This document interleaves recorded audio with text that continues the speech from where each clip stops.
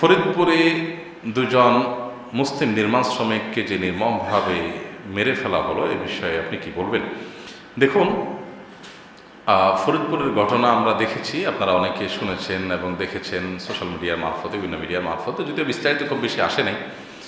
আমি যতটুকু জানার চেষ্টা করেছি, যদিও মিডিয়াগুলো বিস্তারিত অনেক বেশি লিখেছে, প্রকাশ করেছে তা নয়, গতকালকে বিভিন্ন আলেম ওলামারা সেখানে গিয়েছেন, এর আগেও গিয়েছেন। আমি ব্যক্তিগতভাবে ওখানে স্পট পরিদর্শন করেছেন, মূল ঘটনা দেখেছেন, এরকম ব্যক্তিদের সাথে ফোনে কথা বলেছি, জানার চেষ্টা করেছি বিষয়টা আসলে কি ঘটেছে। আপনারা অনেকে ইতিমধ্যে জেনেছেন। সেখানে মূলত একজন, আমি যতটুকু জানতে পেরেছি, এটা জাস্ট আমার ব্যক্তিগত পর্যায়ে জানাশোনা, যে একজন ইউনিয়ন পরিষদ মেম্বার যিনি হিন্দু ধর্মাবলম্বী, তিনি সেখানে নির্মাণ যেখানে হচ্ছিল ওই জায়গা থেকে চাঁদাবাজি করছেন, কাজে বাধা সৃষ্টি করছিলেন। তো এটা নিয়ে একটা টানাপোড়েন ছিল। ঘটনাচক্রে যেদিন মন্দিরে সে প্রতিমা ভাঙচুরের ঘটনা বা অগ্নিসংযোগের ঘটনা ঘটল, সেটা কোনো মুসলমান করে নাই, এটা পরিষ্কার দিনের আলো মতো, এটা কেউ অস্বীকার করছে না যে এটা কোনো মুসলমান করেছে, কোনো প্রমাণ নাই। তো এই ঘটনায় ওই সেই ইউনিয়ন পরিষদ সদস্য তিনি সুযোগ নিয়ে দেখলেন যে এই উসিলায় ওই মন্দিরের পাশেই নির্মাণের কাজটা চলতেছে, এদের উদরপিণ্ডি বুদুর ঘাড়ে চাপিয়ে এদেরকে হামলা করার একটা সুযোগ, প্রতিশোধ নেওয়ার একটা সুযোগ, যেহেতু চাঁদাবাজি ওখানে কাজে বাধা দেওয়ার যে ওনার এজেন্ডা, সেটা এরা বাধা দিচ্ছিল, মানতেছিল না। এই উসিলায় তাদেরকে সাহায্য করার জন্য উনি এখানে এই হামলার ব্যবস্থা করেছেন। তার নেতৃত্বে স্থানীয় আপনার ইউনিয়ন পরিষদ চেয়ারম্যান এবং হিন্দুরা সবাই মিলে তখন সেখানে আক্রমণ করে দুইটা নিরীহ তাজা প্রাণ সেখানে শেষ করে দেয় এবং খুবই দুর্ভাগ্যজনক, খুবই ন্যাক্কারজনক এবং জঘন্য ঘটনা সেখানে ঘটেছে। বাংলাদেশের ইতিহাসে ধরনের ঘটনা খুব বেশি ঘটেনি এটু পূর্বে। তো এখানে মূল বিষয়টা যেটা হয়, আমরা প্রায় দেখি এ জাতীয় ঘটনাগুলোতে রাজনৈতিক কোনো এজেন্ডা কিংবা নিজেদের কোনো স্বার্থ সিদ্ধির জন্য এই ইস্যুগুলো ঘটানো হয় এবং সেগুলোতে দেখা যায় নানা রকমের ধোঁয়াশা তৈরি করা হয়। এগুলোকে আমাদের খুব বিচক্ষণতার সাথে দেখতে হবে যে এখানে উদরপিণ্ডি বোদর ঘাড়ে চাপিয়ে কারা ঘোলা পানিতে মাছ শিকার করতে চায়, কেন করতে চায়, খুব বুদ্ধিদীপ্তভাবে পদক্ষেপ নিতে হবে এবং অনুভব করার চেষ্টা করতে হবে বিষয়টা কি।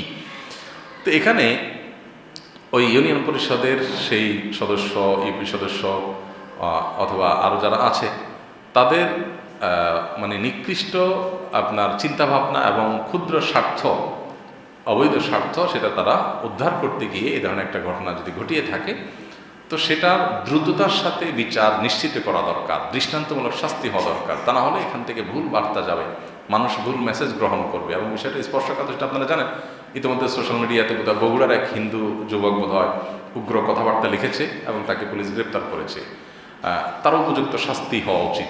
সাম্প্রদায়িক সম্প্রীতির ব্যাপারে আমি প্রায় বলি, বাংলাদেশে মানুষের চেয়ে সাম্প্রদায়িক সম্প্রীতির উজ্জ্বল দৃষ্টান্ত রাখা মানুষের সংখ্যা পৃথিবীতে খুব বেশি নেই। এদেশের মানুষের অনেক সমালোচনার দিক থাকলেও আমাদের বহু ভালো দিকের মধ্যে থেকে একটা হলো যে আমাদের দেশে মানুষ অত্যন্ত সহনশীল, এবং এটার মূল ক্রেডিটটা এদেশের আলেম সমাজের, ওলামায়ে কেরামের। কারণ এদেশের মসজিদের মিম্বর থেকে, এদেশের মাহফিলের মঞ্চ থেকে, এদেশের ওলামায়ে কেরামের মুখ এবং মাইকগুলো থেকে কখনো অন্য ধর্মাবলম্বী মানুষদের উপরে চড়াও হওয়ার শিক্ষা দেওয়া হয় না, বরং এর বিপরীতে ওলামায়ে কেরাম সবসময় মানুষকে সহনশীল রাখার চেষ্টা করেন। এত আলেম ওলামা, এত ওয়াজ মাহফিল, এত মসজিদ মাদ্রাসা, এত দিনদার মানুষ থাকা সত্ত্বেও এদেশে হিন্দু, খ্রিস্টান, বৌদ্ধ, অন্যান্য ধর্মের মানুষরা অনেক প্রশান্তিতে থাকেন, অনেক আরামে থাকেন। উল্লেখযোগ্য কোনো ন্যাক্কারজনক ঘটনা ঘটে না। বিচ্ছিন্ন যেগুলো ঘটে এগুলোর ম্যাক্সিমামই রাজনৈতিক স্বার্থ হাসিল করার জন্য তৃতীয় পক্ষ কেউ করেন এবং সেটাকে ধর্মীয় প্রলেপ দেন দিয়ে সেটা থেকে সুবিধা হাসিল করার চেষ্টা করেন।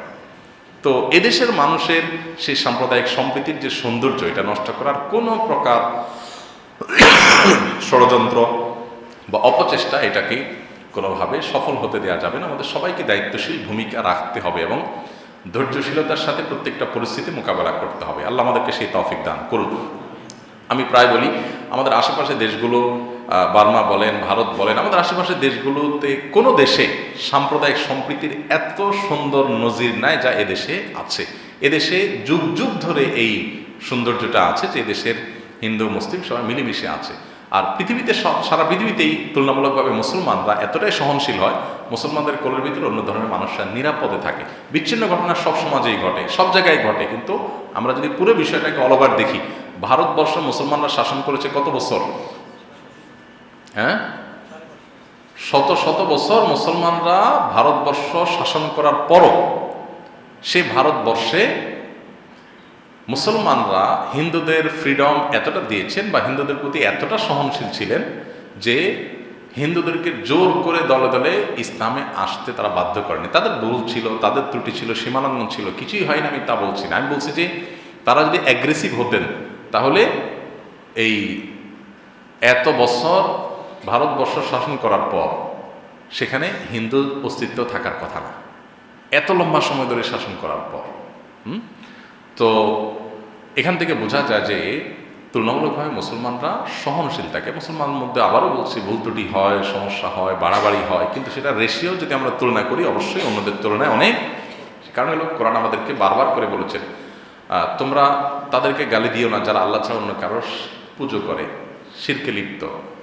তুমি শিরকে সবচেয়ে বড় অপরাধ মনে করলো, তুমি বেঁচে থাকবা, কিন্তু তাদেরকে তুমি গালমন্দ করবে না। দেখুন কত সুন্দর শিক্ষা ইসলামের। কেন? ফায়াসুবুল্লাহ আদওয়াম বিগাইরি ইলম, তাহলে তারা তোমার আল্লাহকে গালি দিবে না জেনে। সো তুমি সাম্প্রদায়িক সম্প্রীতি নষ্ট হয় এরকম পরিবেশ তুমি করবা না। এই দায়িত্বশীলতার শিক্ষা ইসলাম আমাদেরকে দিয়েছে, বিধান আমরা মেনে চলবো। কিন্তু যারা এগুলোকে নষ্ট করার, নস্যাৎ করার অপচেষ্টা লিপ্ত, তাদের ব্যাপারে যদি দায়িত্বশীলরা সজাগ না হন তাহলে এই দেশের জন্য ভালো কিছু কখনো বয়ে আনবে না। এবং অসহনশীলতার, মানুষের সহনশীলতার সীমা থাকে, চরম সীমা পৌঁছে গেলে সেটা কল্যাণকর কিছু বয়ে আনবে না। এই জন্য এই জাতীয় ঘটনাগুলোর মূল বিষয়টাকে তাড়াতাড়ি বের করে এনে দ্রুততার সাথে দৃষ্টান্তমূলক শাস্তি নিশ্চিত করা দরকার। তাহলে ইনশাআল্লাহ মানুষের মধ্যে ক্ষোভ হোক, ভুল বুঝাবুঝি হোক, সেগুলোর অবসান হবে। আমরা দোয়া করি আল্লাহ তাআলা আমাদের সেই দুই ভাইকে, মাজলুম ভাইদেরকে আল্লাহ তাআলা রক্ষা করুন।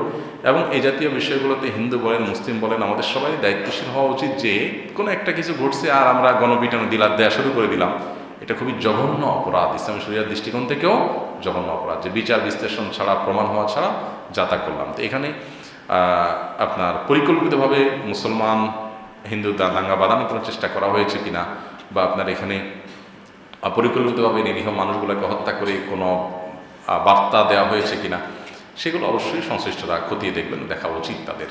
আল্লাহ তাআলা আমাদের প্রিয় মাতৃভূমিকে সব ধরনের বিশৃঙ্খলা থেকে হেফাজত রাখুন এবং সব ধরনের অশান্তি থেকে আমাদের সবাইকে আল্লাহ তাআলা বেঁচে থাকার তৌফিক দান করুন এবং প্রত্যেককে যার যার জায়গা থেকে দায়িত্বশীল ভূমিকা রাখার তৌফিক দান করুন।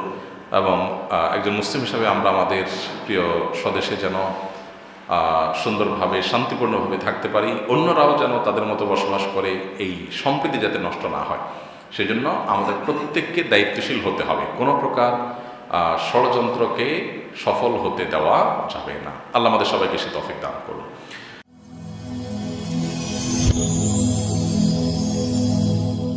Rose TV 24.